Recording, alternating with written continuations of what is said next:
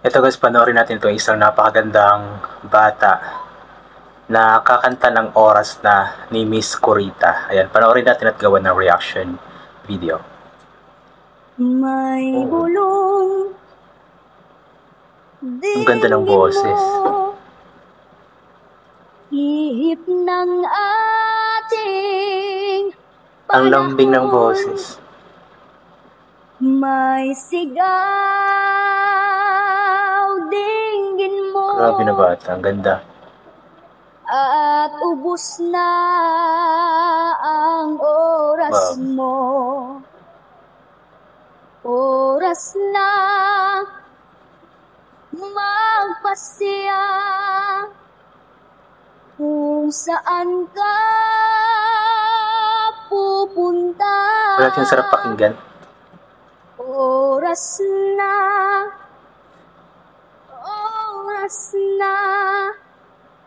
mag-iba ka ng landas. Tayo na sa liwanag, ang takot ay nasa isip lamang. Galing na.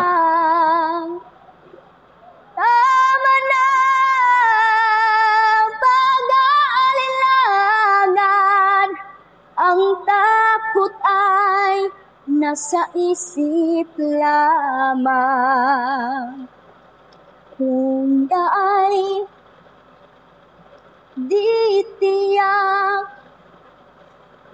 at ang ulo'y laging ligaw, damhin mo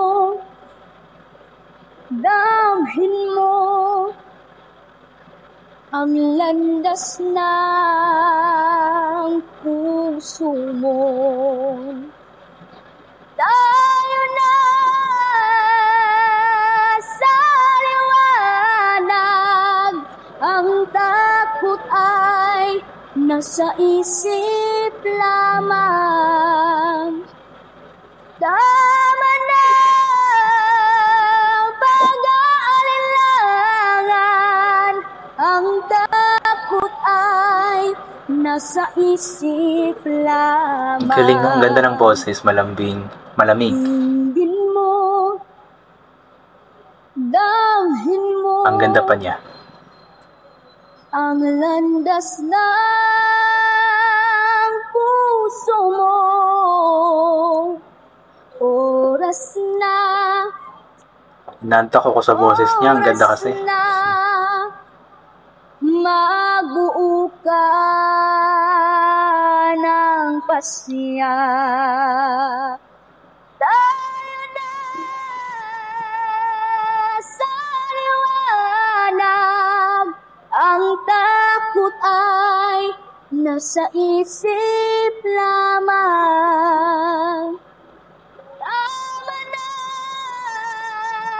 pag-aalilangan, ang takot ay nasa isip lamang. Takot ay nasa isip lamang. Ang galing. Ayun po guys, napakagaling na bata guys. Inulit ko nga po, napakaganda niyang bata. Tapos, napakaganda ng boses, napakalamig, napakalambing ng boses. At the same time, napakaganda pa ng kanyang kinanta. So, ang kantang yun po ay Oras Na by Miss Corita. So, si Miss Corita po yung isa sa mga legendary na singer ng Pilipinas, kung saan nga po, last year lang yata is pumanaw na nga po ito. So, isa ito sa mga naiwan niyang napakagandang kanta at isa sa pinakasikat na kanta nung kapanahunan niya. And yung singer naman po, napakagandang bata. Ang nakalagay po doon sa is Alexis Music. So, siguro, ang name ng bata is Alexis. So, napakagaling po niya. Napakaamo ng kanyang mukha, no? Sarap pakinggan ng kanyang boses. Nakakaantok pakinggan kasi malamig yung boses. And I'm not sure kung nakasali na ba siya sa mga competition sa TV, pero Kung hindi pa, sana nga ay makita natin siya sa mga competition sa TV just like sa The Voice, Tawag na Tanghalan, sa Singaling or sa The Clash, kasi deserve din talaga ng batang ito ng spotlight, deserve na sumikat, deserve na mabigyan ng break dahil nga napakagaling niyang bata. I-follow niyo po ang kanyang Facebook page na Alexis Music guys. Marami siyang mga cover songs doon. Maliban sa kantang ito nga po na Oras Na ni Miss Corita, ay marami pa siyang ibang mga cover songs doon na paniguradong mamamangha kayo, paniguradong bibilib kayo sa kanya kasi napakagaling talaga niyang bata. And also, kapag manood po tayo ng video niya, of course, mag-comment po tayo na maganda, i-like po natin, i-heart or care. And also, i-share po natin ang mga videos nang sa ganon is mas ma-encourage pa yung bata na gawin yung ginagawa niya. Kumbaga, ipagpapatuloy pa niya ang kanyang talento, ipagpapatuloy pa niya ang kanyang nasimulan.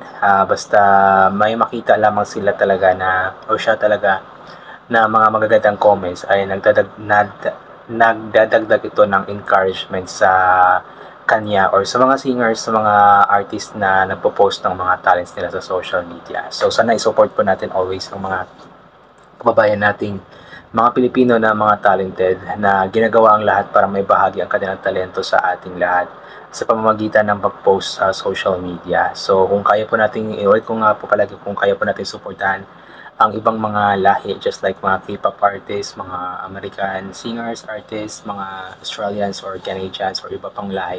Sana i-support din po natin ang sarili natin, ang local talents natin, ang mga Filipino talents, mga Filipino na talented artists, i-support po natin sila. Kasi tayo lang din namang mga Pilipino ang magsusuportahan. Kaya sana i-support po natin sila instead na i-bash. Marami kasing mga nambabash pa din kahit papaano. Pero instead na i-bash, sana i-support natin sila. Tanda ng ating pagmamahal at pagiging makabayan. Ayan. So yun po, hanggang dito na lamang po itong gagawin ko na reaction video. So thank you so much po sa lahat ng mga palaging bumabalik sa aking YouTube channel. Inuulit ko po palagi na okay po natin mag-asal ang pasalamat sa lahat ng mga bagay na ating natatanggap kahit na hindi mo po natin ito hinihingi. Kasi nga po lahat ng mga bagay na meron tayo ay kaloob sa atin ng ating Panginoon at wala ang mga bagay na ito kung hindi dahil sa Kanya. Kaya ugalin po natin magpasalamat at mag-asal sa Kanya. And always take or always bring pa yung kapote, sombrero or anything na pwedeng maging protection sa katawan kapag lalabas po tayo para kung sobrang init ng sikat ng araw ay hindi po tayo mainitan. Or kapag bigla namang umulan ay hindi po tayo mababasa ng ulan.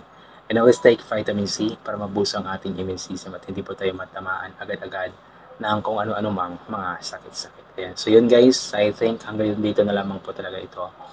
God bless po sa ating lahat at inuulit ko, mag-iingat po tayong lahat palagi. God bless and bye for now po.